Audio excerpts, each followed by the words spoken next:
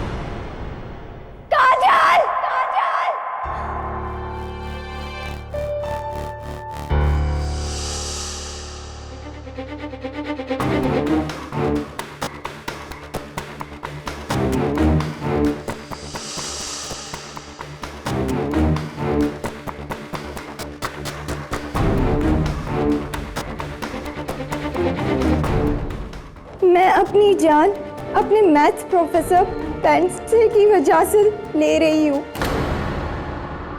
उन्होंने मेरा जीना हराम कर दिया। बार बार धमकी देते हैं कि अगर मैं उनके साथ शारीरिक संबंध नहीं बनाए तो मुझे फाइनल्स में मैथ्स में फिर से फेल कर देंगे। अब मुझसे ये प्रेशर और सहा नहीं जाता। I feel totally helpless. Mummy, पापा, I love you and I'm sorry. काजल। क्या लिखा है सुसाइड लेटर में? यही कि आपको कैसे पता कि सुसाइड नोट है? वो अब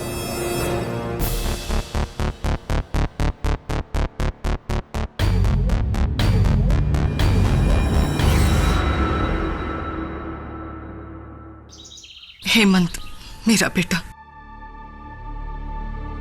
इंदुमती कॉलेज ऑफ साइंस में मैथ्स का प्रोफेसर है। पुलिस उसे पकड़कर ले गई है। उनका कहना है कि हेमंत की वजह से कॉलेज की एक लड़की ने आत्महत्या की है।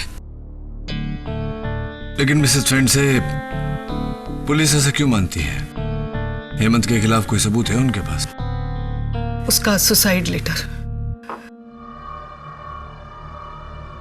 उसमें उसने हेमंत को ही दोष दिया। मिसेस फ्रेंड से प्लीज धैर्य रखिए। मुझसे जो हो पाएगा मैं करूंगा।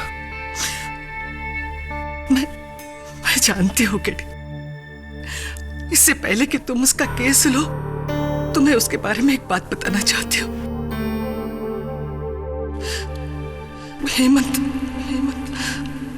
जितना बोला दिखता है उतना है नहीं।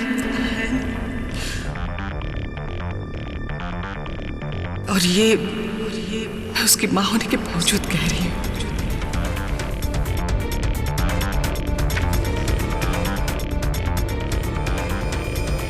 मेरी अपनी मां को ही जब मुझ पे भरोसा नहीं है तो आपको यहां क्यों भेज दिया मेरा केस लड़ने के लिए? सड़ने देते ना मुझे जेल के अंदर। रिलैक्स हेमंत, ये बताओ मुझे कि तुम्हारी स्टूडेंट काजल सराफ के सुसाइड नोट में तुम्हारा नाम होना इत्तेफाक है या कोई कारण है इसके पीछे? मैं अपनी जान अपने मैथ्स प्रोफेसर पेंसे की वजह से ले रही हूं। उन्होंने मेरा जीना हराम कर दिया है। बार बार धमकी देते हैं कि अगर मैंने उनके साथ शारीरिक संबंध नहीं बनाए तो वो मुझे फाइनल में मैथ्स में फिर से फेल कर देंगे। अब मुझसे ये प्रेशर और सहा नहीं जाता। I feel totally helpless. Mummy, papa, I love you and I am sorry. काजल।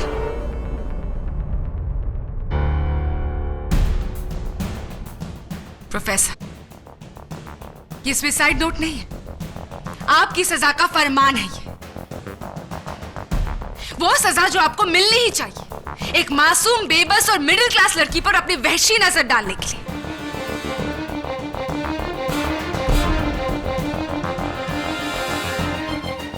आपके इस हरकत ने उस रस्सी के फंदे से ना तो सिर्फ एक लड़की का गला घोटा है, बल्कि इस दुनिया में सबसे नोबल प्रोफेशन टीचिंग को भी सूली पर चढ़ा दिया है। Shame on you professor. Your honour, section 306 के तहत अबेटमेंट टू सुसाइड के लिए इस आदमी को कड़ी सजा दी जाए। मैं निर्दोष हूं योर ऑनर। मैंने ऐसा कुछ भी नहीं किया जैसा इसमें लिखा हुआ है।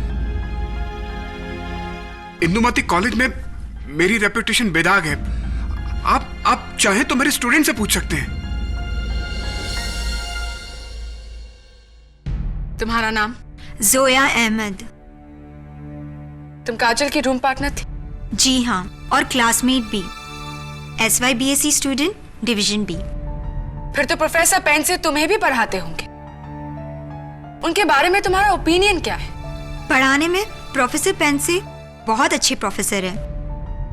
उन्होंने कभी किसी के साथ कोई गलत हरकत नहीं की। लेकिन हाँ, एक बार इन्होंने पूछा था कि क्या मैं इनके साथ कॉफी पर चल सकती हूँ।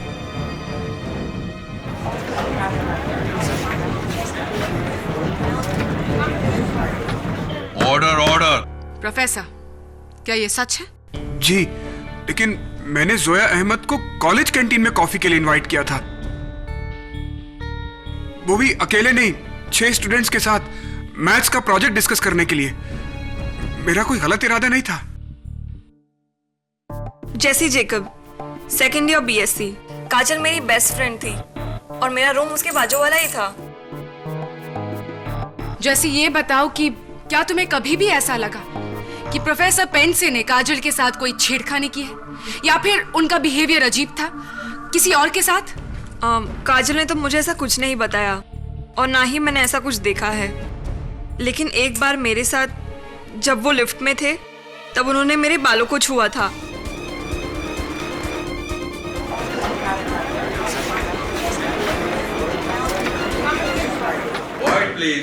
वो तो गलती से मेरा हाथ लगा था तुम्हें जैसी, क्योंकि एक स्टूडेंट ने मुझे पीछे से धक्का दिया था। मैंने तुम्हें सॉरी भी तो कहा था ना। जैसी तुम ऐसा कहकर मुझे फंसा रही हो। प्लीज ऐसा मत करो। उर्मिला देशपांडे, मैं काजल की हॉस्टल रूममेट थी। प्रोफेसर पेंट से हमेशा काजल को मैथ्स में फेल करते थे। Sorry for the interruption prosecutor साहिबा। योर ऑनर, प्रोफेसर फेंडसे ने काजल सराफ को मैथ्स में कम अंक दिए, इसमें इनका कोई निजी स्वार्थ नहीं था। कारण सिर्फ इतना है योर ऑनर के काजल सराफ वाकई मैथ्स में बहुत कमजोर थी, और यह बात उसकी ये मैथ्स की आंसर शीट से साफ जाहिर होता है। उसे उतने ही अंक मिले जो वो डिजर्व करती थी, 23 आउट ऑफ 100। और मुझे पूरा यकीन है कि आप भी मेरी बात से सहमत होंगी। जी, आप ठीक कह रहे हैं। काजल मैथ्स में वीक थी। वो हमेशा मुझसे मदद मांगती थी क्योंकि मैं मैथ्स में टॉपर हूँ। उर्मी, प्रोफेसर के कैरेक्टर के बारे में तुम हमें क्या बता सकती हो? जी, वैसे तो प्रोफेसर अच्छे इंसान हैं, लेकिन एक बार इन्होंने मुझे चौक फेंक कर मारी थी क्लास में।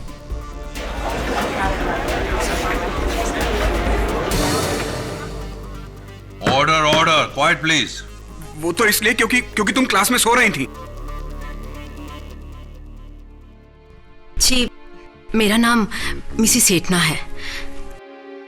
मैं गर्ल्स हॉस्टल की वार्डन हूँ। काजल का सुसाइड शॉकिंग बात है। वो बड़ी खुशमिजाज लड़की थी। वैसे उसका इस तरह जान देना मुझे विश्वास नहीं होता। मिसेस सेठना, आप प्रोफेसर के कैरेक्टर के बारे में क्या हमें कुछ बता सकती है? जी, इनके बारे में मैं कुछ कह नहीं सकती क्योंकि मेरी कभी इनसे बात नहीं होती है। वैसे इंसान अच्छे दिखते हैं। बस दिखते हैं, लेकिन है नहीं। मैं खुद 2 बार देखा। इन्होंने काजल का हाथ कॉलेज के कॉरिडोर में पकड़ा था।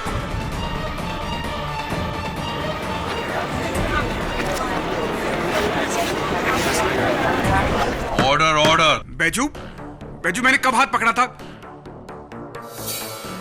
झूठ बोल रहे हो तुम। मैं झूठ नहीं बोल रहा हूं।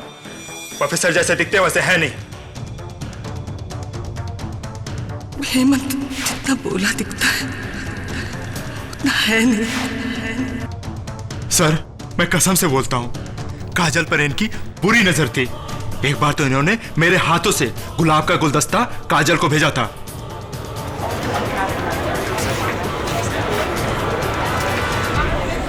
Order order, quiet in the court please. Point to be noted your honour. Student का हाथ पकड़ना, उसे फूल भेजना, ये गलत इरादों की निशानी नहीं है तो और क्या है? काजल ने अपने सुसाइड नोट में बिल्कुल सही लिखा है। Objection your honour. किस बात के लिए ऑब्जेक्शन केडी? योर ऑनर, जिस दिन काजल की मौत हुई, काजल ने उसी रात को अपने 3 दोस्तों के साथ फिल्म देखने का प्रोग्राम बनाया और ये उसके एडवांस में बुक की गई टिकट से।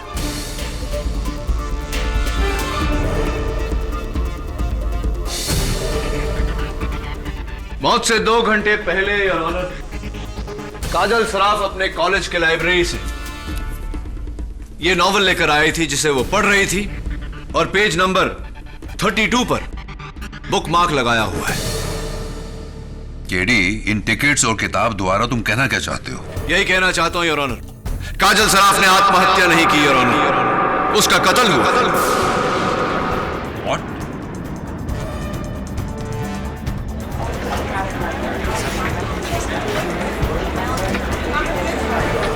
Order order. काजल ने आत्महत्या नहीं की? केडी, ये तुम किस बिना पर कह रहे हो? योर ऑनर, जो इंसान खुदकुशी करने वाला हो वो आगे की प्लानिंग क्यों करेगा? क्यों उसी दिन के रात की पिक्चर की टिकटें खरीदेगा? क्यों किताब में बुक मार्क लगा के रखेगा इस इरादे से कि वो किताब आगे पढ़ेगा? मिस्टर पाठक, हर सुसाइड सोच समझकर प्लान करके नहीं किया जाता है। हो सकता है कि काजल ने अचानक ही सुसाइड करने का फैसला किया हो। और वैसे भी इंसानी मेंटल कंडीशन को कोई भी प्रेडिक्ट नहीं कर सकता KD. And by the way, इस किताब के पेज 32 में इस नॉवेल की हीरोइन ने अपनी जान लेने का इरादा किया है। इसे पढ़ने के बाद ही काजल ने सुसाइड करने का फैसला किया होगा।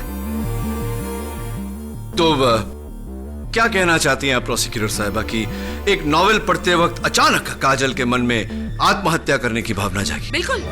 तो फिर यह भी बता दीजिए कि ये रस्सी जो काजल के गले का फंदा बनी, ये साइन के प्रिंस हार्डवेयर स्टोर से काजल की मौत के 2 दिन पहले क्यों खरीदी गई थी? और पते की बात यह है योर ऑनर, ये रस्सी काजल ने नहीं, जोया अहमद ने खरीदी थी।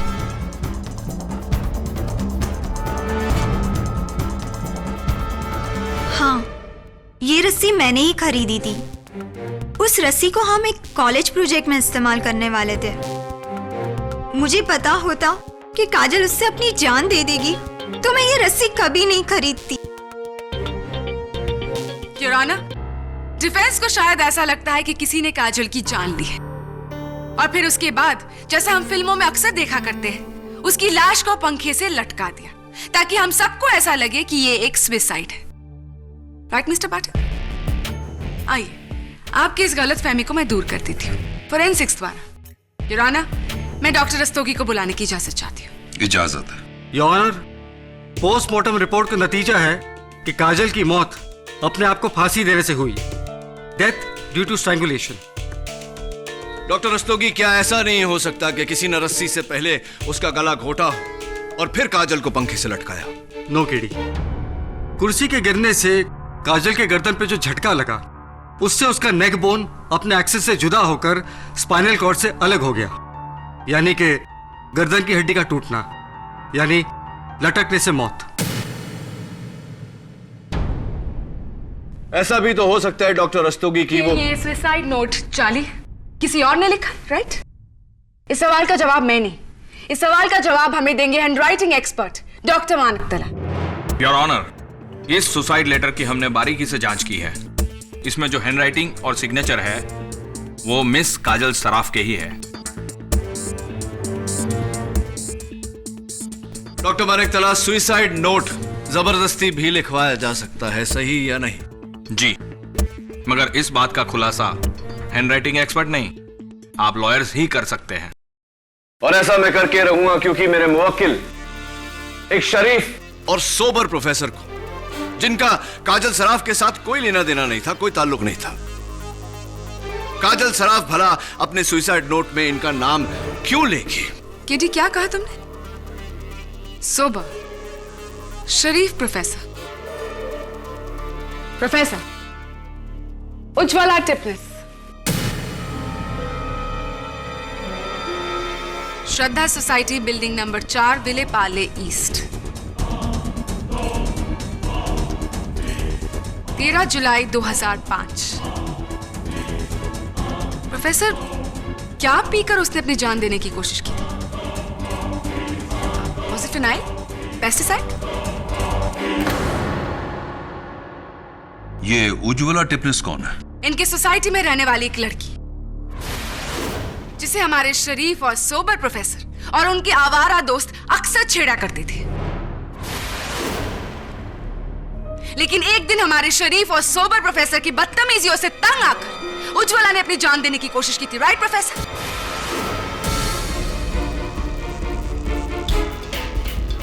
और इसके लिए आपके और आपके दोस्तों को जेल भी हुई थी। राइट और नॉट?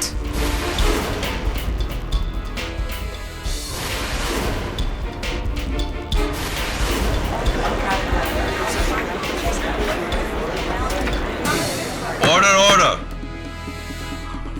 हाँ, लेकिन तब मैं प्रोफेसर नहीं था, मैं बुरी संगत में था। योर ऑनर, वो मेरा अतीत है। प्रोफेसर, इंसान की किस्मत बदल सकती है, उसकी फितरत नहीं। वो मेरी जिंदगी की बहुत बड़ी भूल थी, लेकिन उज्ज्वला के हादसे के बाद मैंने अपने आप को सुधार लिया था।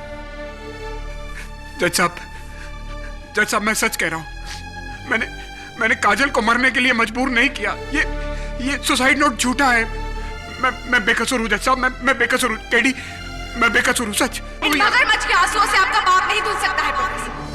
आपके वेश्यपन का शिकार एक नहीं बल्कि दो लड़कियां। आप ना तो सिर्फ टीचिंग प्रोफेशन पर बल्कि इंसानियत के नाम पर भी एक बददुमा दाग, एक सामाजिक कलंक। मैं बदल चुका हूं, मेरा यकीन कीजिए।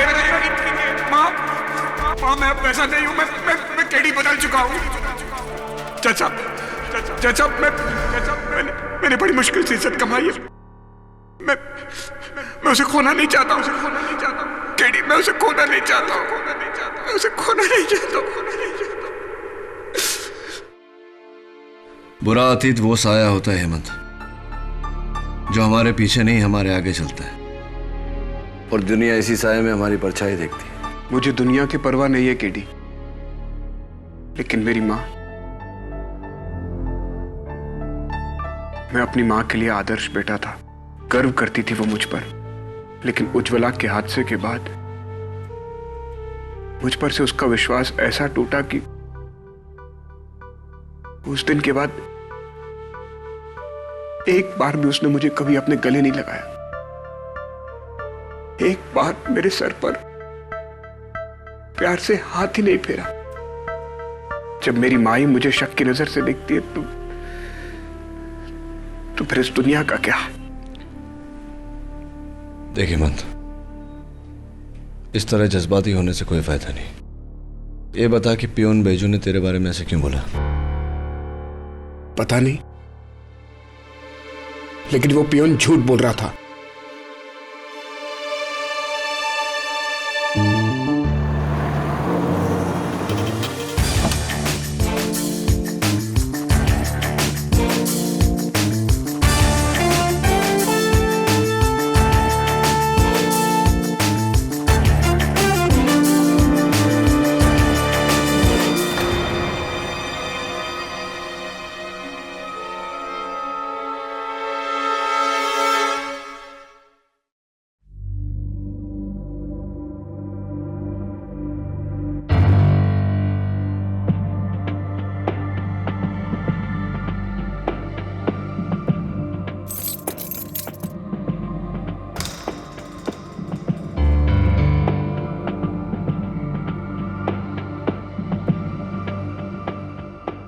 काजल का बेड कौन सा है?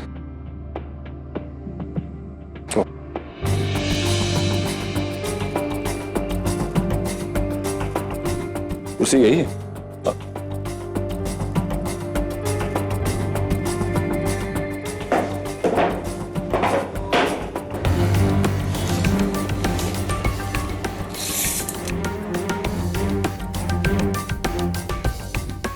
क्या नाप रहे हो केटी? मैं माप नहीं, भाप रहा हूं दबे।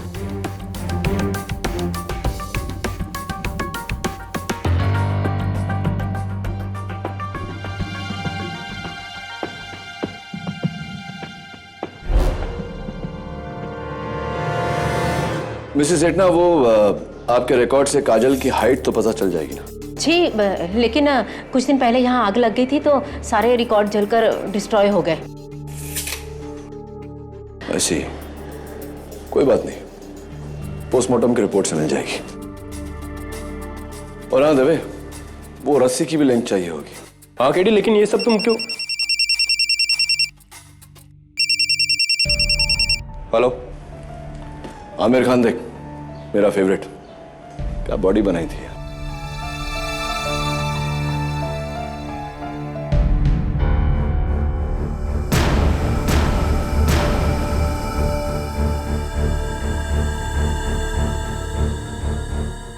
ठीक है, प्रोफेसर हेमंत ने अपने हाथ की नस काट ली है।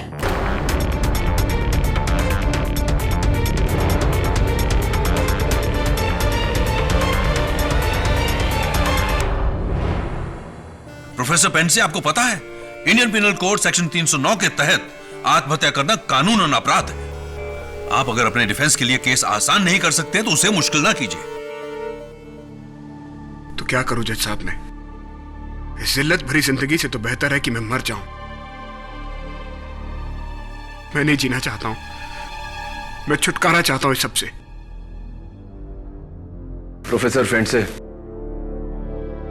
जिंदगी से इस तरह हार के आत्महत्या करना बुज़दिली तो है ही।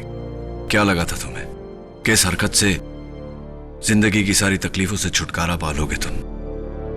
तुम्हारे जाने के बाद तुम्हारी माताजी को जो तकलीफ और दर्द सहनी पड़ती, क्या वो तुम्हारी आत्मा को खुश रहने देती? आत्महत्या से प्रॉब्लम सुलझती नहीं है और उलझ जाती। मुझे माफ कर दीजिए। एनीवे, योर ऑनर, हर केस में सबसे अहम सवाल होता है कि कातिल कौन है। लेकिन इस केस में सवाल यह है कि आत्महत्या या कत्ल।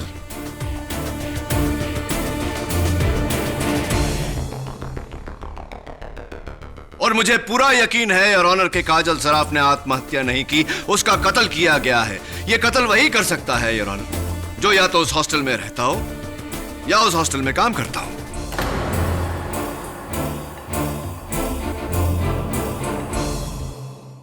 केटी, इतने सारे सबूतों के बाद भी तुम्हें ऐसा लगता है कि एक मर्डर है? एब्सोल्युटली, और इसका सबूत भी है मेरे पास योर ऑनर।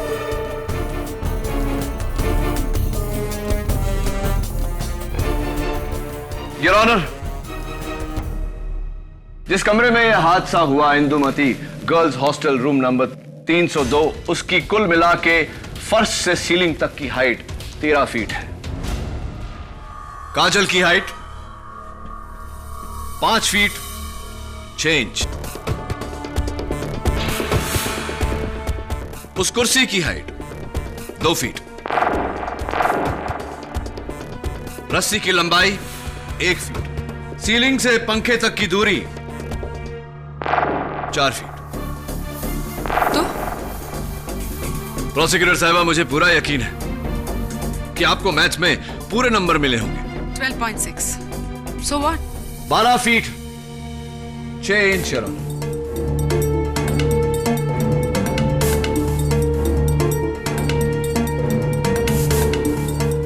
इसका मतलब काजल और रस्सी के बीच 6 इंच का फासला।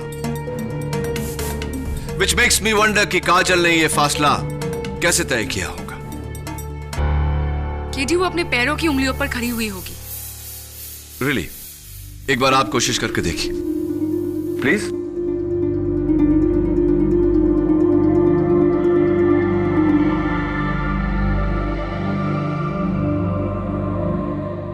That's it, Your Honor. आप चाहे जितना भी ऊंचा अपने पैरों की उंगलियों पे खड़े हो जाओ, ज्यादा से ज्यादा 3 या 3.5 इंच मिलते हैं।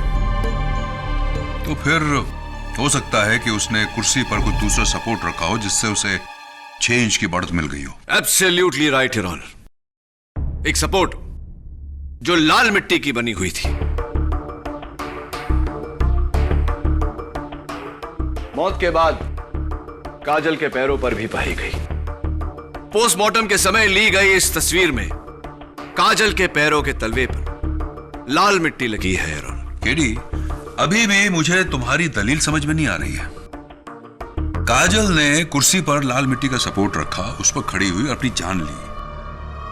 ओके, लेकिन इससे प्रोफेसर पेंडसे की बेगुनाही कैसे साबित होती है?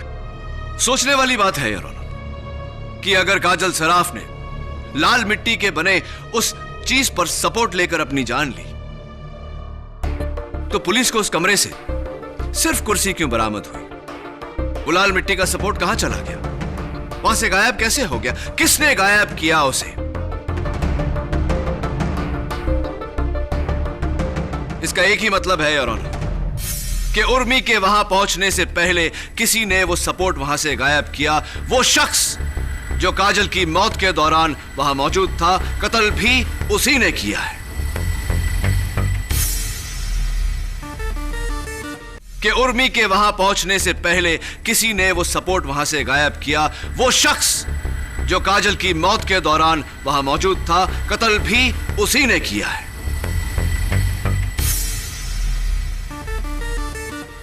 वाह KD, mind blowing theory. 6 inch की कमी को भरने के लिए अच्छी खासी थियरी खड़ी कर दी है तुम। लेकिन इस सुसाइड नोट को एक्सप्लेन करने के लिए कोई थियरी है तुम्हारे पास? मिस्टर पाठक,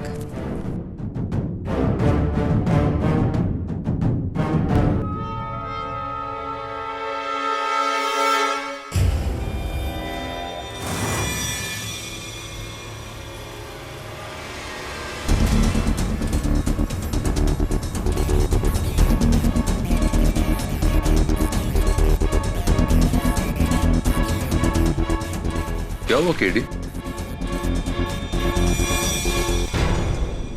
इस सुसाइड नोट का जो जेरॉक्स मुझे दिया गया था, उसके यहां नीचे कोने में कुछ मिसिंग था।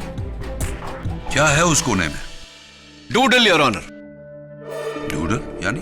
Your honour, English to Hindi शब्दकोश के अनुसार डूडल का मतलब होता है किसी अन्य बात को सोचते हुए या फिर बोर होते हुए कागज पर लकीरें खींचना, चित्र, आकृतियां आदि बनाना। जरा सोचिए योर ऑनर, आत्महत्या करते वक्त, सुसाइड नोट लिखते वक्त, इतने हाईली ट्रॉमेटाइज्ड मेंटल कंडीशन में क्या कोई डूडल करेगा?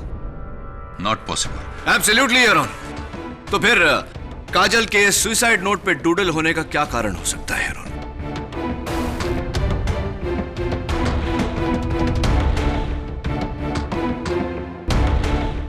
हो सकता है कि वो मस्ती में ये सुसाइड नोट लिख रही हो, उसका सुसाइड करने का कोई इरादा ही ना हो। केडी, तुम जानना चाहते हो ना कि काजल ने किस अवस्था में ये नोट लिखा? योर ऑनर, ये हमें बताएंगे एक नए गवाह। इस अदालत में पहली बार मैं बुलाना चाहूंगी काजल के बॉयफ्रेंड अवधूत वर्मा को। I object your honour. इस गवाह के बारे में डिफेंस को बताया ही नहीं क्या? I am really sorry your honour. Prosecution ने खुद सिर्फ 1 घंटे पहले इस विटनेस को ट्रेस किया है।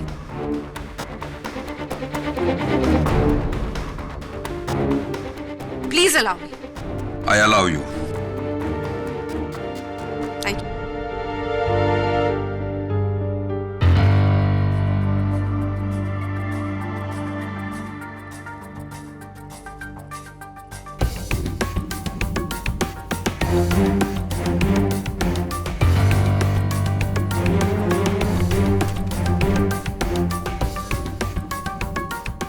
योर ऑनर, काजल मेरी गर्लफ्रेंड थी। पिछले 6 महीने से हम एक दूसरे को डेट कर रहे थे।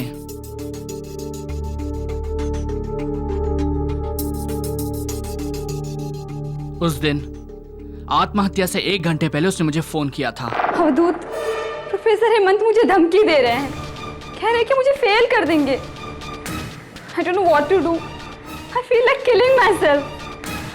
हाँ, मैं वही करूँगी, अपनी जान ले लूँगी।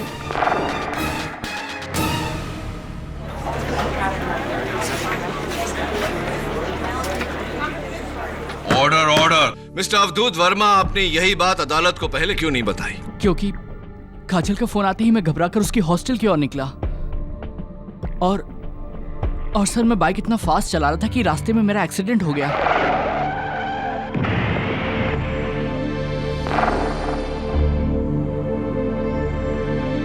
और मैं 4 दिन तक हॉस्पिटल में बेहोश पड़ा रहा।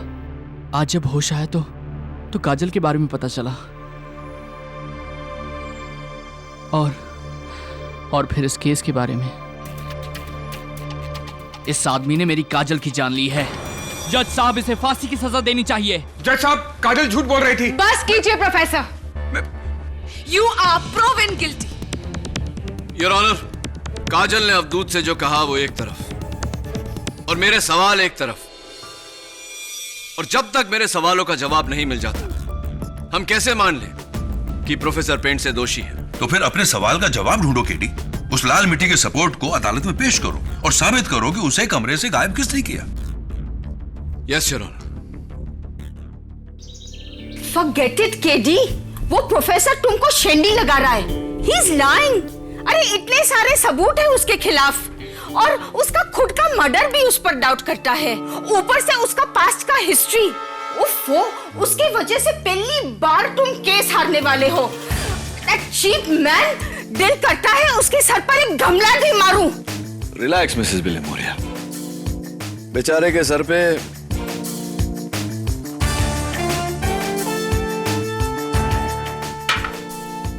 क्या दे मारेंगे? गमला। हमारे ख्याल से ये खाली गमला, ये फ्लावर पॉट वही सपोर्ट है जिसे काजल ने कुर्सी पर रखा और उस पर खड़ी हुई। एब्सोल्युटली योर ऑनर, लेकिन मेरे ख्याल से नहीं, फोरेंसिक्स की यकीन से। ये रही उनकी रिपोर्ट, जिससे यह जाहिर होता है कि इस पॉट के तलवे पर अब भी काजल के पैरों के निशान हैं।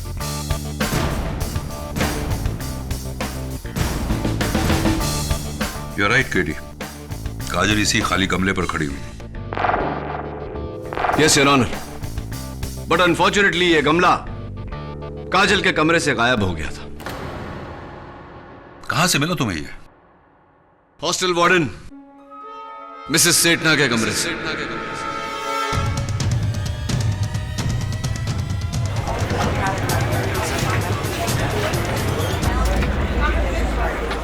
Order order, quiet in the court please.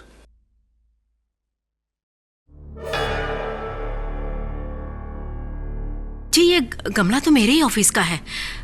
इसमें एक रोज का प्लांट था जो मर गया था, इसलिए मैंने मिट्टी और प्लांट चेंज करने के लिए गमला बैजू को दिया था। बैजू साहब, पिछली बार आप अदालत में मौजूद नहीं थे, क्यों? सर, मुझे पीलिया हुआ था। पीलिया यानी कि जॉन्डिस? जी सर। हाँ, कुछ शक्ल से रंग उड़ा हुआ से लग रहा है। एनीवे, पिछली बार मैं आपसे एक सवाल पूछना चाह रहा था जो पूछ नहीं पाया आपकी गैर मौजूदगी की वजह से। इस बार पूछ लेता हूं। काजल सराफ के कमरे से मुझे एक राइटिंग पैड मिला बैजू साहब, जिस पर काजल सराफ की हैंडराइटिंग में यह लिखा हुआ है कि आप हॉस्टल की कुछ लड़कियों को ड्रग्स वगैरह सप्लाई।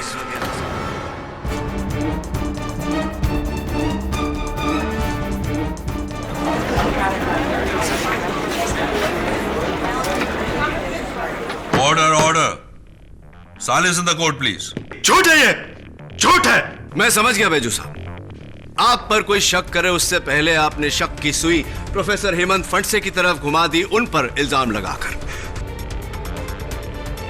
चलिए, इस बात का पता इंस्पेक्टर दवे लगा ही लेंगे। अब मुझे यह बताइए कि ये जो सामने लाल गमला रखा हुआ है, मिसेस सेठना के कमरे से आप ही लेकर गए थे ना? मैं खाली कर वापस ला ही रहा था, मुझे जैसी मैडम ने रोक लिया। बोला मुझे ये दे दो, और उन्होंने मुझे 50 रुपए भी दिए।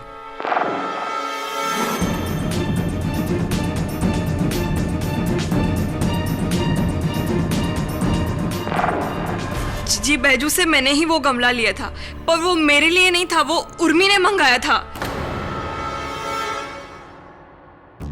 उर्मी को बिल्कुल वही साइज का गमला चाहिए था। जी, जैसी से लेकर ये गमला मैंने अपने रूम में रखा था। बॉटनी प्रैक्टिकल के लिए मुझे इसमें सरसों उगाने थे। सरसों उगाने थे? हाँ, तो वो उर्मी, वो गमला तुमने अपने कमरे में रखा था, यानी कि कमरा नंबर 302। जी। फिर वो गमला वहां से हाउ डिड डिसअपीयर, गायब कैसे हो गया? गमला जोया ले गई थी।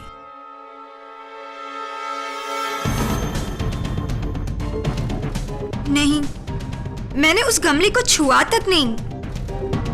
मुझे नहीं पता उसे कमरे से किसने निकाला।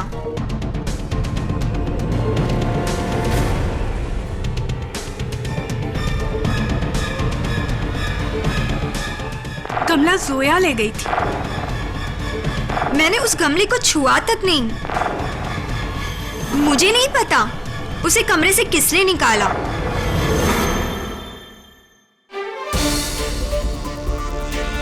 योर ऑनर, मैं अदालत से इजाजत चाहता हूं कि कुछ देर तक जोया को बाहर ले जाया जाए। इस केस के लिए यह बहुत जरूरी है, प्लीज।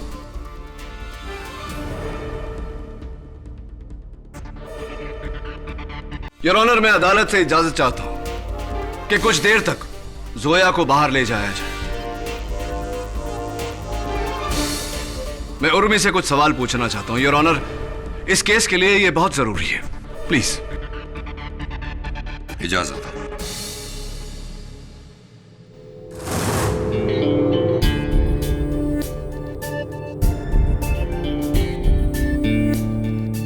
देखो उर्मी, मैंने जोया को बाहर भेज दिया।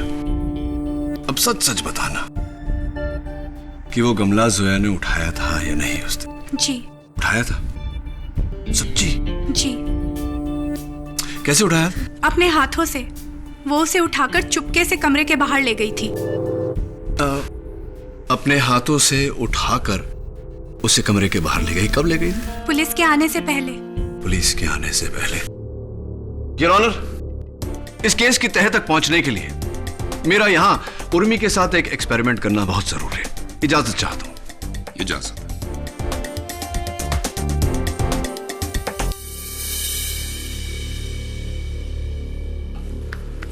It's a little heavy, Your Honor.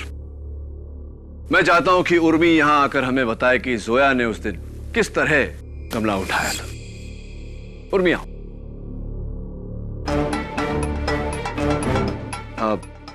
मैं चाहता हूं कि तुम्हें बताओ कि किस तरह से जोया ने ये गमला उठाया था।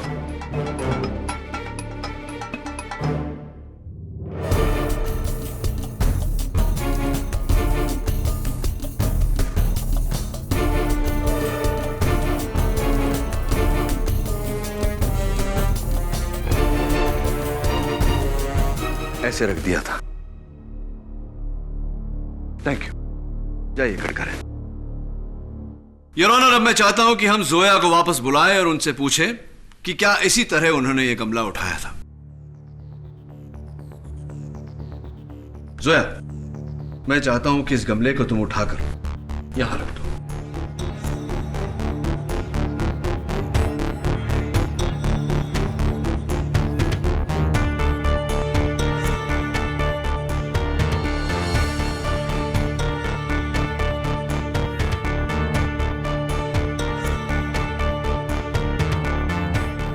बहुत भारी है, मैं इसे और नहीं उठा सकती। अब बस वहां आखिर तक।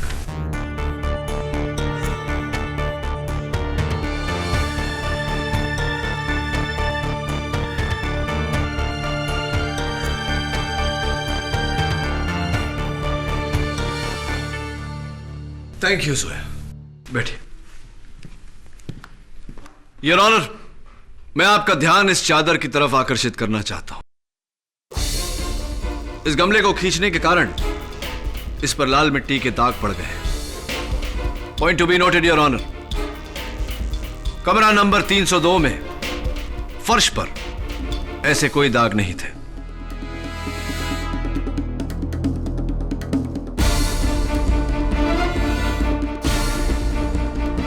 इसका मतलब गमले को खींचकर नहीं, उठाकर वहां से बाहर ले जाया गया है।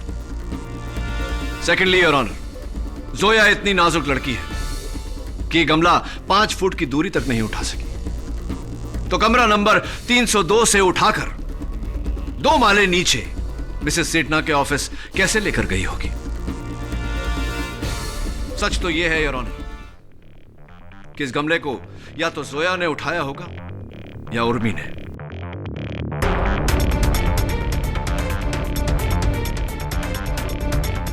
उर्मी ने।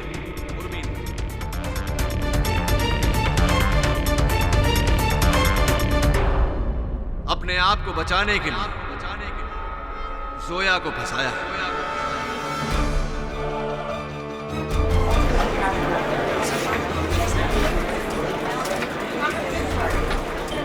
Order order, quiet in the court please. Urmi, तुम्हारे झूठ के कारण तुम्हारा सच सबके सामने आ गया। चलो अभी बता दो कि वो गमला कब और क्यों तुमने उस कमरे से बाहर हटाया?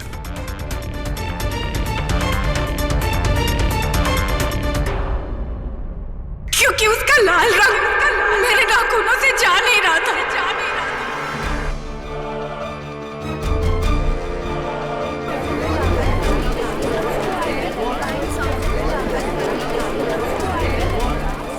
Order order. मुझे लगा कि पुलिस को शक हो जाएगा कि मैंने काजल को मारा है, इसलिए मैंने वो गमला उठा के मिसेस सेठना के कमरे में रख दिया था।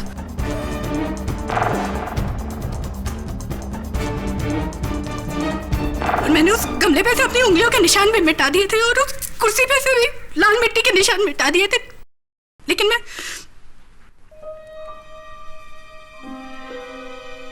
काजल के पैरों के नीचे से मिट्टी हटाना भूल गई।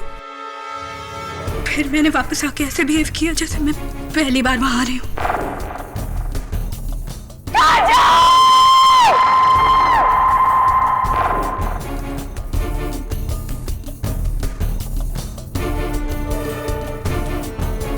तो उर्मी, वो सुसाइड नोट भी तुम ही ने लिखवाया था ना काजल से?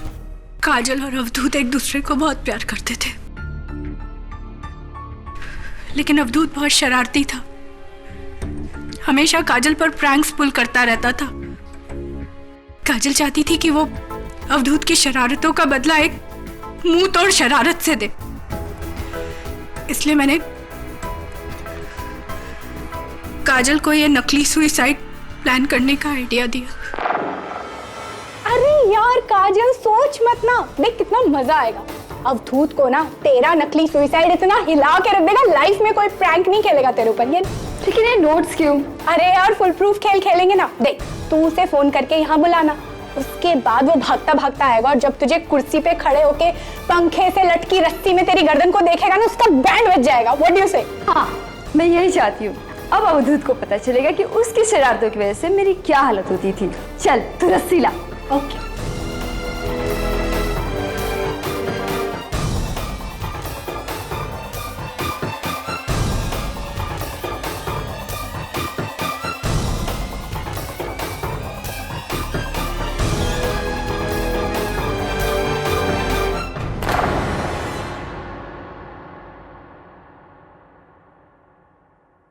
फिर मैंने और काजल ने मिलकर सारा सुसाइड प्लान किया और हाइट कम पड़ रही थी तो मैंने और काजल ने मिलकर वो गमला लाकर कुर्सी पे रखा।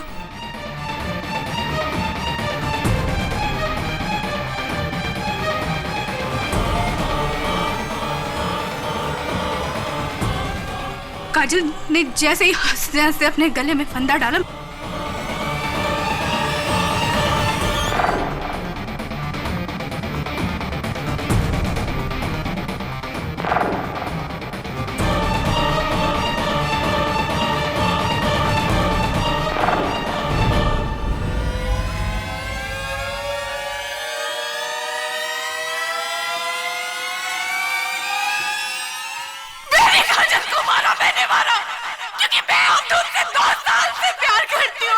सिर्फ काजल को पता थी, लेकिन फिर भी उसने अवधूत को अपना बॉयफ्रेंड बनाया।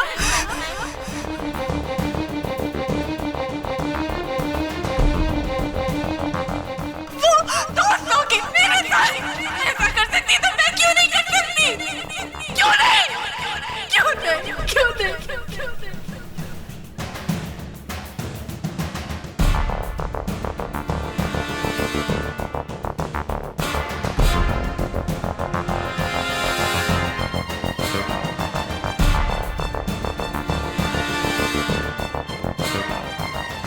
I rest my case, Your Honor.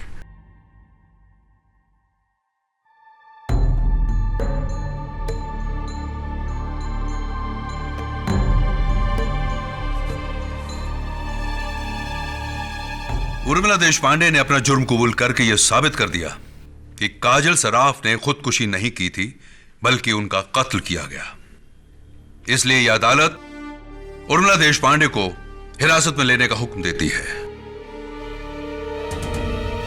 और प्रोफेसर हेमंत पेंडसे बेगुनाह है, इसलिए अदालत इन्हें बाइज्जत बरी करती है।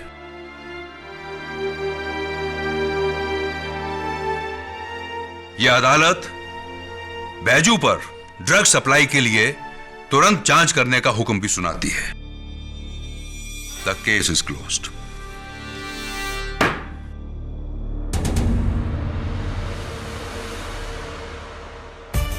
Thank you KT. मुबारक।